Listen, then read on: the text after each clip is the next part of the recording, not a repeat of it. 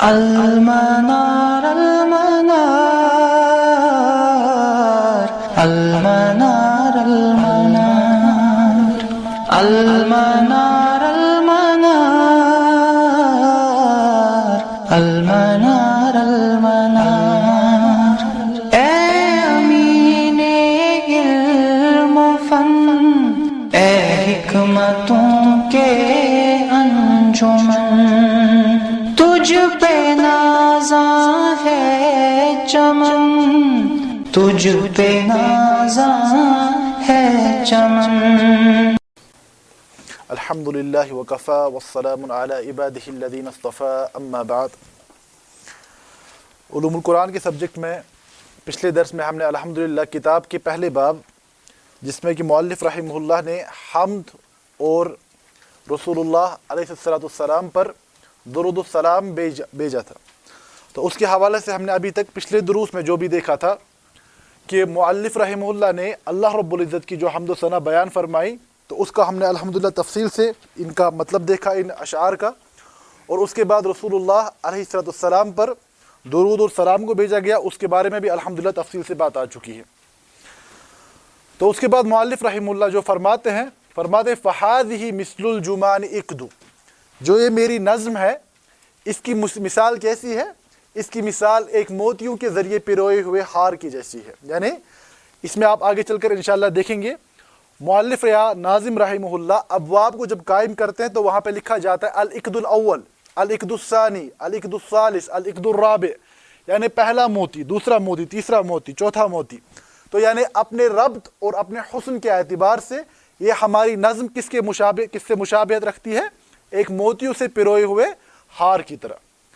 فرماتے ضمنتھا علما هو التفسیر، یہ جو میری نظم ہے اس میں کس علم کو شامل کیا گیا ہے؟ یہ علم مشتمل ہے علم التفسیر۔ لیکن یہاں پہ دیکھیں، یہاں پہ ایک مغالطہ ہو سکتا ہے، یہ نظم علم التفسیر پہ یعنی بنیاد نہیں ہے اس کی، کہ علم التفسیر کہاں پہ ہم ڈسکس کرتے ہیں؟ تفاسیر میں۔ اگر آپ انشاءاللہ پوری نظم کو دیکھیں گے، یہاں پر ایسا نہیں ہوگا کہ قرآن کی ایک ایک آیت کو اٹھایا جائے گا اور وہاں پر اس کے بعد اس کی تشریح ڈسکس کی جائے گی، نہیں، یہاں پہ ہے کہ علم اصول التفسیر، یہاں پر یہ اصول التفسیر ہے، یعنی وہ اصول، وہ قواعد جس کے ذریعے سے آپ قرآن کے احکامات کو، قرآن کے معانی کو سمجھ پائیں گے۔ تو فرماتے ہیں بدایتاً، اس بات کا بھی خیال رکھنا ہے، فرماتے ہیں بدایتاً، یہ جو نظم ہے یہ ایک مبتدئ طالب علم کے لیے ہے، یعنی جو بالکل اس علم میں آغاز بگنر کا درجہ رکھتا ہے۔ تو ہم پہلے بھی عرض کر چکے ہیں کہ جو ہمارا یہ پورا کورس ہے یہ کیا ہے؟ یہ فاؤنڈیشن کورس ہے، یعنی بنیادیں بنانے کے لیے۔ اس کے بعد انشاءاللہ تعالی اس علم میں مزید وسعتیں پائی جاتی ہیں جس کی طرف آپ انشاءاللہ بڑھیں گے۔ تو مؤلف یہاں فرماتے ہیں خود ہی، یہ نظم جو ہے یہ فرماتے ہیں بدایتاً، یہ آغاز ہے، ابتدا ہے اس کے لیے، لمن بہ یحیر، جو اس علم سے متعلق حیرت میں پڑا ہوا ہے، جو اس علم سے متعلق یعنی سمجھ نہیں پاتا کہ کس چیز کا کیا مطلب ہے، اس کے سامنے ایک شاکلہ قائم کرنا کہ قرآن کی تفسیر کو کیسے سمجھنا ہے، ان قواعد، ان ضوابط کے بارے میں ایک تعارف دینا۔ تو یہی اس مقصد نظم کا بنیادی مقصد ہے۔ تو اس کے آگے فرماتے ہیں افردتھا نظما من النقایا، میں نے اس کو منفرد کیا ہے کہاں سے؟ نظم کی صورت میں اس کو ماخوذ کیا ہے کتاب النقایا سے، اتمام الدرایا فی کتاب النقایا، یعنی امام جلال الدین سیوطی رحمہ اللہ کی جو کتاب ہے جس کا پورا مفصل تعارف میں ابتدائی دروس میں دے چکا ہوں۔ امام سیوطی رحمہ اللہ نے تقریباً 14 علوم پر مشتمل بنیادی متون کو ایک کتاب میں جمع کیا ہے، اس کو کیا کہا جاتا ہے؟ النقایا۔ اسی میں سے علوم القرآن سے متعلق جو یعنی حصہ ہے اس کو یعنی ناظم عبدالعزیز الزمزمی رحمہ اللہ نے الحائدہ کیا اور اس کے بعد ایک نظم کی صورت میں پیش کیا۔ فرماتے ہیں افردتھا نظما من النقایا، یہاں پر اس بات کو بھی ہمیں سمجھنا ہے، یہ علمی دیانت ہے عبدالعزیز الزمزمی رحمہ اللہ کی۔ آج کے زمانے میں آپ بسا اوقات ایسا بھی دیکھیں گے کہ لوگ یعنی اسلاف کی کتابوں سے عبارتوں کی عبارتیں نقل کرتے ہیں، اس کے بعد اس علم کو اپنی جانب یعنی منسوب کرتے ہیں، تو یہ علمی سریقہ یعنی علمی چوری ہے۔ تو یہاں پہ دیکھیں مؤلف رحمہ اللہ کا اعتراف خود فرماتے ہیں کہ یہ بنیاداً میں نے اپنی جانب سے نہیں لکھا ہے، بلکہ میری اس نظم کی بنیاد کس پر ہے؟ کتاب النقایا، جو امام سیوطی رحمہ اللہ کی کتاب ہے۔ فرماتے محذبا نظامها فی غایہ تو میں نے کوشش کی ہے کہ اس کے نظام کو زیادہ سے زیادہ بہتر کیا جائے، تاکہ دیکھیں یہ بنیادی طور پر اسلامی دنیا میں جو یہ متون لکھے جاتے ہیں یہ بگنرز کے لیے ہوتے ہیں کہ آپ اس علم کو یاد کر پائیں، آپ اس علم کو آسانی کے ساتھ اپنے آپ میں ذہن نشی کر پائیں۔ تو اسی لیے ان متون کو لکھنے والے علماء کی ہمیشہ کوشش ہوتی ہے کہ اس کو بہت زیادہ کنسائز اور بریف لکھا جائے، اور زیادہ سے زیادہ یعنی کم الفاظ میں زیادہ سے زیادہ معانی کو منتقل کیا جائے۔ اسی لیے یہاں پر کتاب النقایہ کی نسبت سے یہ نظم بہت چھوٹی ہے، تو فرماتے ہیں میں نے اس کے نظم کو یعنی جو کتاب النقایہ کی ترتیب ہے یا کتاب النقایہ کی جو تفصیلات ہیں اس کو یعنی مہذب کیا ہے، اس میں سے بریف نظم آپ کے سامنے پیش کی ہے تاکہ آپ کو سمجھنے میں یاد کرنے میں آسانی ہو۔ تو فرماتے اس کام میں واللہ استہدیہ و استعین، اس کام کی تکمیل کے لیے میں اللہ سے ہی ہدایت طلب کرتا ہوں، کیونکہ اللہ کی جانب سے ہی ہدایت عطا ہونے والی ہے۔ ہدایت دو درجے میں انسان کو چاہیے، اولاً ہدایت البیان اور دوسری ہدایت التوفیق، مطلب کہ ایک اولاً انسان حق اور باطل میں فرق کرنا چاہیے کہ مجھے کون سا کام کرنا چاہیے، کون سا کام نہیں کرنا چاہیے، کون سا کام شریعت کا تقاضا ہے، کون سا کام چھوڑنا شریعت کا تقاضا ہے۔ تو اولاً ہدایت البیان پہچان حاصل ہونا، اور اس کے بعد بیان کے بعد توفیق حاصل ہو جانا، اس کام کو انجام دینے کی توفیق حاصل ہونا۔ اسی لیے مؤلف فرماتے میں نے یہ ارادہ تو کیا کہ میں ایسا کروں گا، لیکن واللہ استہدی، اب میں اللہ سے ہی ہدایت طلب کرتا ہوں، واستعین، اور اللہ کی ہی مدد بھی طلب کرتا ہوں، لأنہ الحادی، کیونکہ وہی اللہ ہدایت عطا کرنے والے ہیں، کیونکہ ہمیں پتہ ہے کہ ہدایت البیان ہدایت التوفیق سب اللہ کی جانب سے ہے۔ اللہ نے قرآن میں خود فرمایا، رسول اللہ صلی اللہ علیہ وسلم کی جانب مخاطب ہو کر فرمایا انک لا تہدی من احببت، اے اللہ کے نبی صلی اللہ علیہ وسلم آپ کا کام ہے کہ آپ لوگوں تک حق بات کو پہنچائے، لیکن اس کے بعد توفیق کی ہدایت ملنا یہ آپ کے بس کی بات نہیں ہے، وہ اللہ رب العزت کی جانب سے ہے۔ تو فرمایا لأنہ الحادی، کیونکہ وہی اللہ ہادی بھی ہے، ومن یعین، اور وہی اللہ مدد عطا کرنے والے بھی ہیں۔ تو یہ پہلے باب کا الحمدللہ ترجمہ مکمل ہو چکا ہے۔ تو اس سے کے متعلق اس باب سے متعلق جو کچھ اہم باتیں تھیں وہ ضمناً عرض کرتا چلوں، کیونکہ اس کا ہم اس سے پہلے بھی مطالعہ کر چکے ہیں۔ کتاب النقایہ جس کے متعلق مؤلف نے فرمایا افردتها نظما من النقایہ، تو یہ کتاب کن کی لکھی ہوئی ہے؟ امام جلال الدین سیوطی رحمہ اللہ کی کتاب لکھی ہوئی ہے، جن کا تعارف میں الحمدللہ دے چکا ہوں۔ تو اس کتاب میں کتنے فنون جمع کیے گئے ہیں؟ 14 14 فنون۔ کیا کیا ہے اس میں سے؟ اصول الدین، علوم القرآن، علوم الحدیث، اصول الفقہ، علم الفرائض یعنی میراث کا علم، علم النحو، علم الخط، علم التصریف، علم المعانی، علم البیان، علم البدیع، علم التشریح، علم الطب اور علم التصوف۔ یہ 14 علوم امام سیوطی رحمہ اللہ نے جمع کیے ہیں اپنی کتاب النقایہ میں، اور نقایہ میں سے ہی جو آپ دیکھتے ہیں کہ دوسرا اس کا حصہ ہے علوم القرآن۔ علوم القرآن کے باب کو اختیار کیا کس نے؟ عبدالعزیز زمزمی رحمہ اللہ نے، اور انہوں نے اسی حصے کو پھر نظم کی شکل میں ہمارے سامنے پیش کیا۔ تو اس کے بعد مؤلف رحمہ اللہ باب قائم کرتے ہیں مقدمہ، حد علم التفسیر، یعنی حد علم التفسیر، اس کے بعد باب قائم کیا جاتا ہے۔ تو اس باب کی جانب آنے سے پہلے آپ کو یاد رکھنا چاہیے کسی بھی کتاب میں 2 قسم کے مقدمات ہوتے ہیں، یعنی آپ پڑھیں گے کبھی مقدمۃ الکتاب اور مقدمۃ الفن۔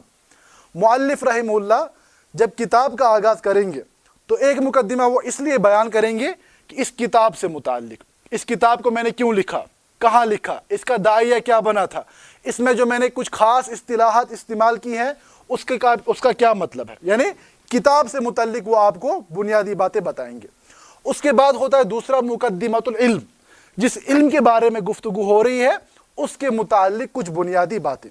تو ٹھیک ہے، اس کتاب میں بھی آپ دیکھیے 2 مقدمات درج کیے گئے ہیں، تو ایک ہوتا ہے مقدمۃ الکتاب اور دوسرا ہوتا ہے مقدمۃ العلم۔ ٹھیک ہے، تو کسی بھی کتاب کو پڑھنے کے لیے یا کسی بھی علم کو حاصل کرنے کے لیے ہمارے پاس بنیادی طور پر 10 چیزوں کا علم ہونا چاہیے۔ ٹھیک ہے، 10 چیزیں کیا ہیں وہ اس شعر میں جمع کی گئی ہے۔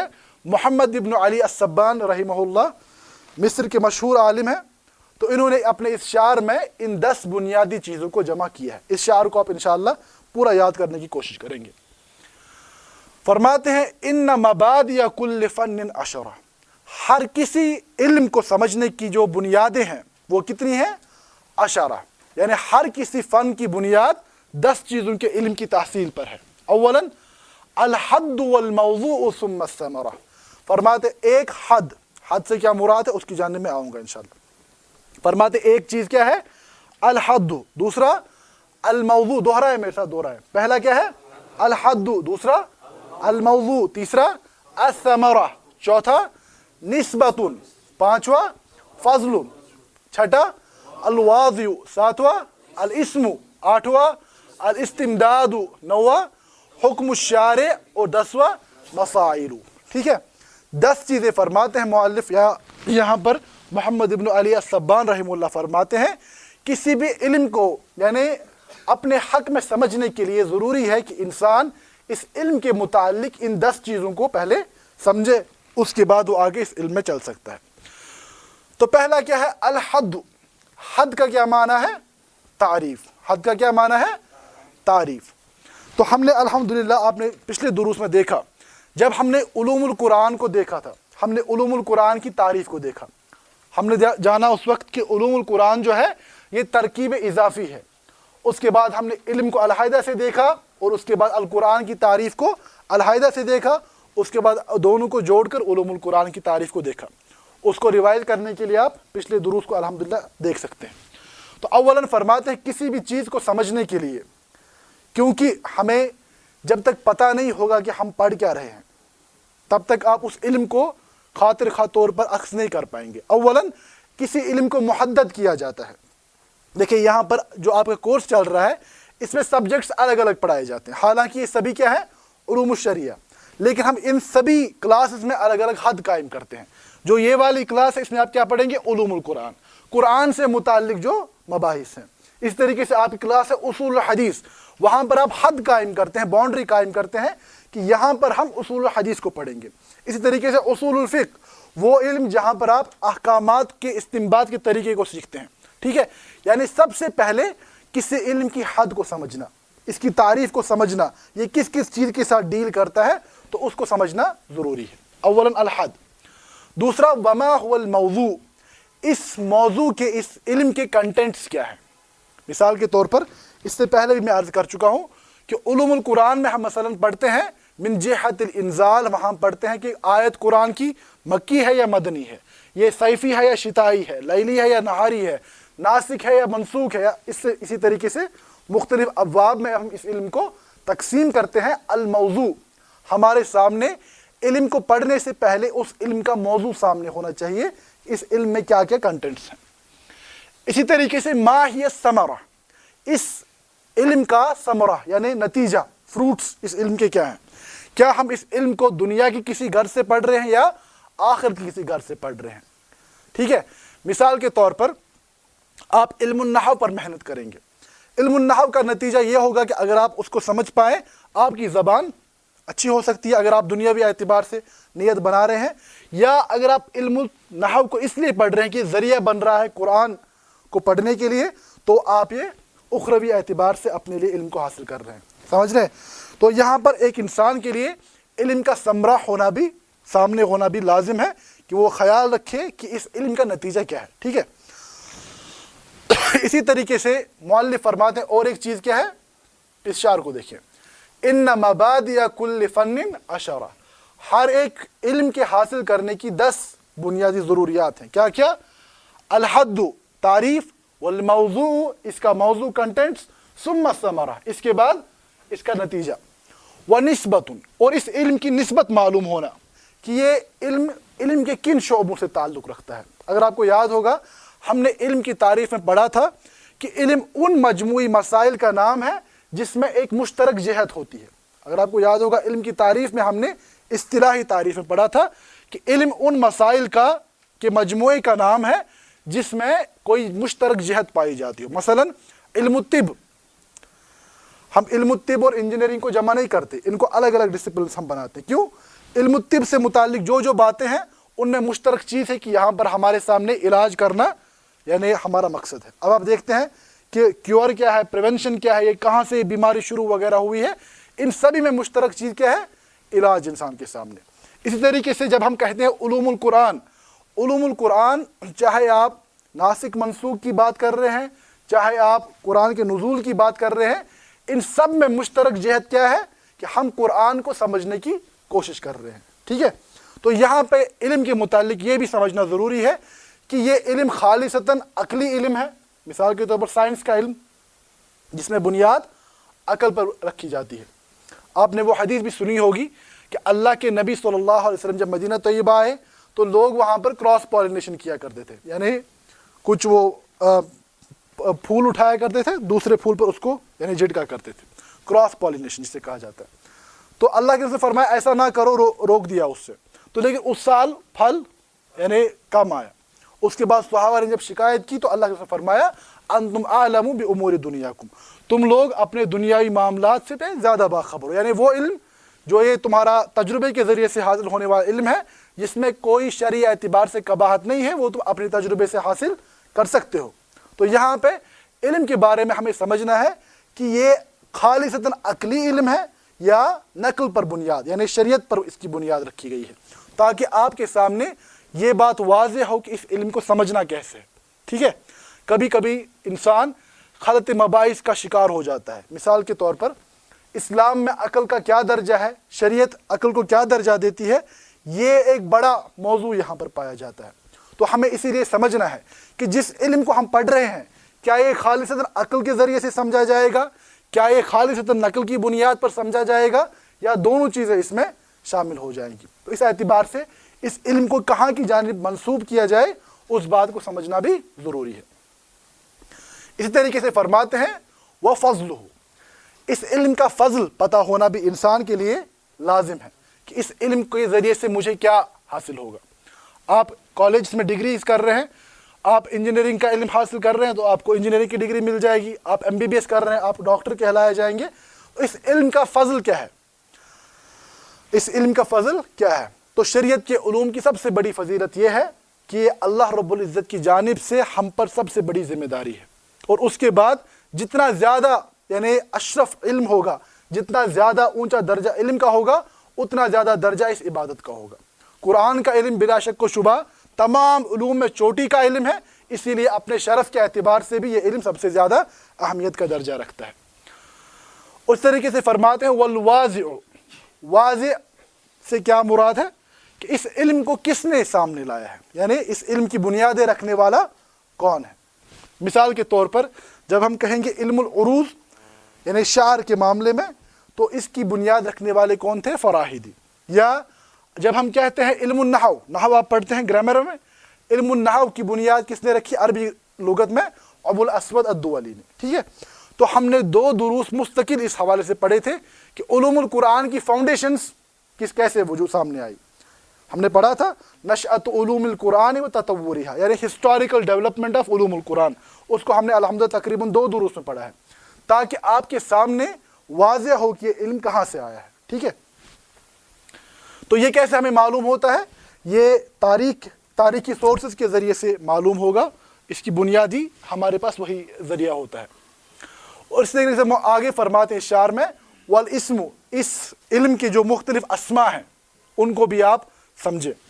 और वल इस्तिमदादु, ये इल्म कहाँ से हासिल होता है, इसका सोर्स क्या है। ठीक है, मिसाल के तौर पर अगर आप ये कहेंगे कि उर्दुन की जो नहर है, नहर जो चल रही है, उसका सोर्स क्या है? उसका सोर्स है डेड सी। ठीक है, डेड सी से वजूद में क्या आती है? उर्दुन की नहर। यहाँ पर अपनी मिसालें लें, जहलिम कहाँ से वजूद में आता है, या जहलिम की जो मुख्तलिफ ट्रिब्यूटरीज हैं वो जहलिम से अपना पानी अखज़ करती है। इस्तिमदाद मतलब कि ये फ़न अखज़ कहाँ से होता है, हमारे पास जो इल्म आता है इस इल्म का सोर्स क्या है। तो हमारे पास जो शरई उलूम है, क्या ये खालिस अकल से वजूद में आते हैं, हवास खमसा की बुनियाद पर हम इनको समझते हैं, या कुरान और सुन्नत वही की बुनियाद पर हमारा ये इल्म यानी सोर्स बना हुआ है। आप देखिए मिसाल के तौर पर साइंस का जो इल्म है वहाँ पर सोर्स क्या है? Observation and experimentation. आप चीज़ों को ऑब्जर्व करते हैं, एक्सपेरिमेंट करते हैं, नतीजा सामने लाते हैं। तो यहाँ पर शरीयत के दायरे में इस्तिमदाद यानी हम इन उलूम को अक्स कहाँ से करते हैं? कुरान और सुन्नत नुसूस की बुनियाद पर। ठीक है, तो इस्तिमदाद इल्म के बारे में मालूम होना ज़रूरी है।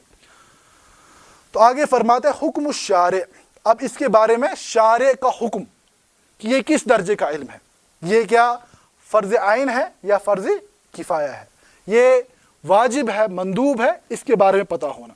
مثال کے طور پر کوئی انسان علم کے بارے میں بالکل متوجہ نہ ہو، اس کو یہ بھی نہ پتہ ہو کہ وہ نماز کیسے پڑھے، ٹھیک ہے، نماز کا علم حاصل کرنا یہ ہر ایک انسان پر اپنے اپنے درجے میں فرض عین ہے، ٹھیک ہے۔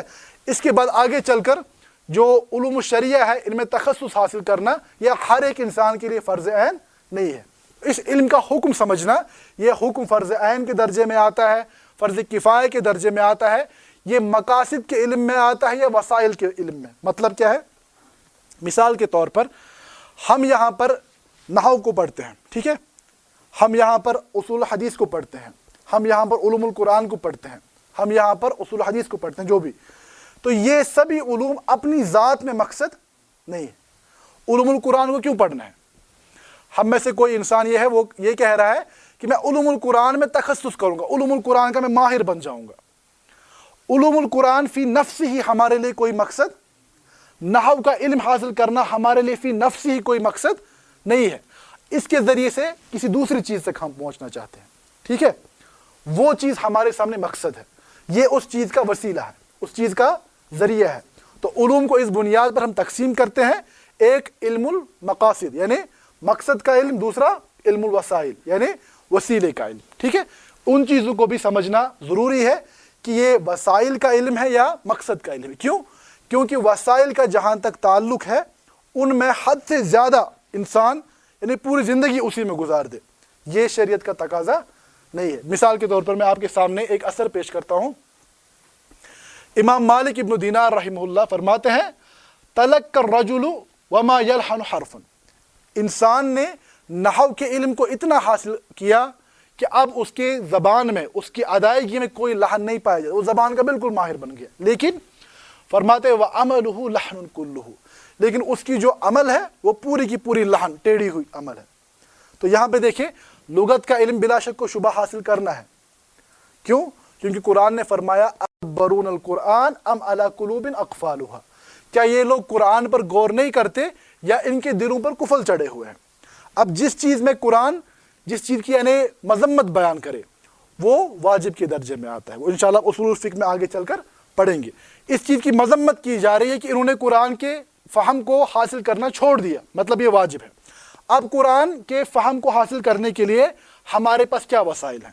نحو ان میں سے ایک وسیلہ ہے۔ اب کوئی انسان علم نحو میں اتنا ڈیپ چلا جائے کہ علوم تفسیر کو بالکل بھول جائے، جو مقصد تھا وہ بھول جائے اور کہاں پہ رک جائے؟ وسیلے پر ہی رک جائے۔